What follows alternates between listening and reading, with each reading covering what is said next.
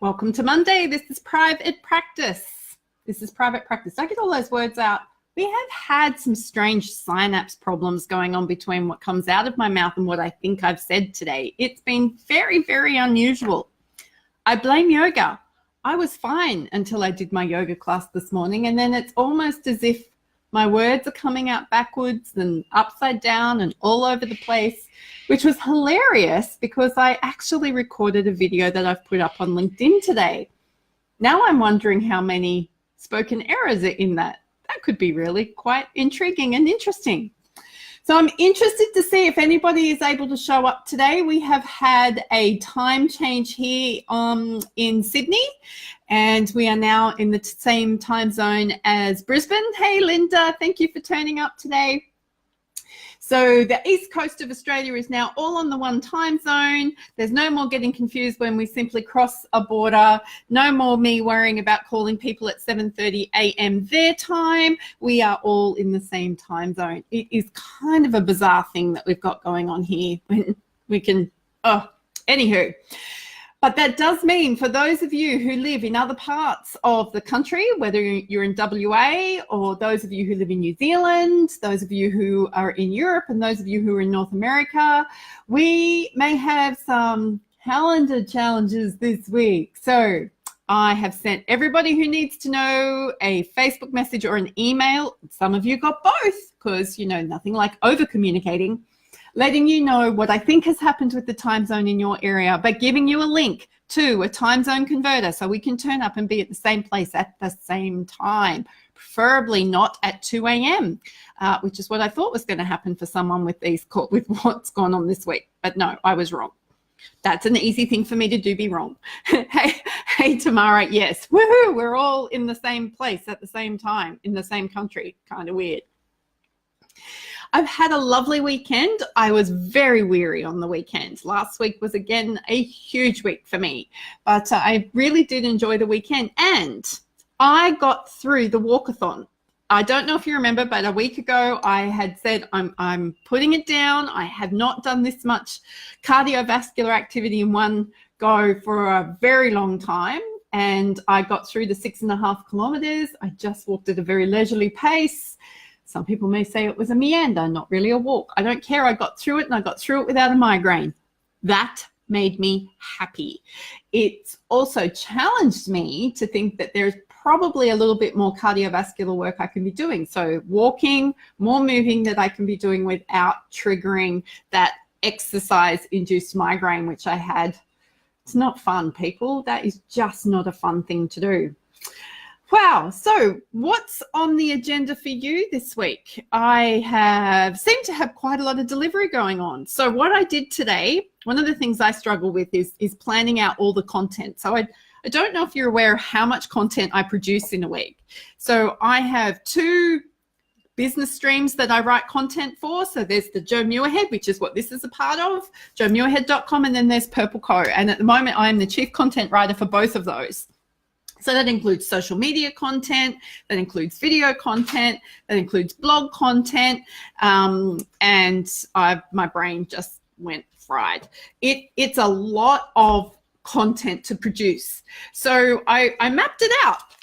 Now, I've got this really great visual map that the fabulous Nicola Moras created, which tells me what content I need to create on what week. But what this has now done is taken that one step further and helped me understand how all my content relates together during the week and what I'm saying when. Because I've noticed that when I come to my content intentionally, then we have a much better result. That is, it's easier to come out of me, that it feels like it is useful and purposeful because I hate wasting time, and I can develop a theme. So for me, that's been a real effectiveness strategy this week. Probably an efficiency one too, because I was able to do a video, which I recorded. I then got it transcribed, and then I've turned that video. It's now got captions on the bottom of it. And then I've taken the Word document from the transcription and created a long form blog post from it as well, all from one 5-minute video. So anyone who is struggling to produce content, I strongly recommend you develop some habits. They're uncomfortable because they're not yet habits, on how you can be repurposing your content in a way that makes you feel good about what it is you're producing, but also allows you to not feel like all you're doing is writing content. Because apart from the content I write for Joe Muirhead and for Purple Co, I also write a monthly piece for our magazine called Gloss. And then I've also got a couple of other opportunities for writing as well. So if you're not aware, writing, especially guest blog posts, is a great way of building your positioning, great way of becoming visible, great way of building influence. So with all the speaking that I do, what I do in addition to that is also content writing. So, and I am so grateful that I've been honing this practice for the last 8 years, because it would appear that I've become quite good at it. I can produce a lot of content in a short space of time, but it takes practice. That's not what I was going to talk about today. What I wanted to share with you today is the importance of knowing how to explain to people what it is you do. Now, it is so easy for us as health professionals to put a label on ourselves by the discipline that we studied. I'm a rehabilitation counselor, I'm a chiropractor, I'm a podiatrist, I'm an exercise physiologist. Seriously, if people aren't used to working with health professionals, you will be met with blank stares, or you'll be met with people who have an assumption about what it is you do with no clue. So as health professionals, we've got to move away from the clinical speaking, get comfortable and develop some clarity around what it is that we do.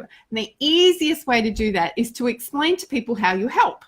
So if you're a chiropractor, you might help people with musculoskeletal injuries. If you're a podiatrist, you might be helping people manage foot pain, heel pain, biomechanical issues, runners, goodness me. If you're a therapist, you might specialize in something around anxiety, depression. You help teens become more socially aware or engaged. As a rehabilitation counselor, I say this a lot. I help people make work work. I help people return to work. I want people to be successful at work, because I know that when we are working, we are healthier, we are wealthier, and we actually live a more fulfilled life. And I think that's pretty darn awesome. So if we don't have the ability to be able to express to people what it is we do to help, we are missing out on a massively important piece of our own marketing collateral. Jill Johnson Young is going to agree with me 1000% here. She is the grief talker. So if you can't express clearly, concisely, and succinctly what it is that you do and how it is that you help, how can you expect someone else to do that on your behalf? Now, I bring this up because I had an inquiry today for a health professional looking for a content writer. And I just started to ask some probing questions around what she wanted this content writer to do. And essentially, she wanted this content writer to do all of her own marketing. Now, that's great when you've got a really clear voice and a really clear understanding of exactly what it is you want communicated and how you want it communicated. As soon as you start delegating, outsourcing, letting other people direct your marketing by using words that you would not use, you lose your voice. Then what happens is we create this potential market, a potential client, consultant or clinician mismatch, and people won't buy from you if there's a mismatch. They will not buy from you if they can't trust you.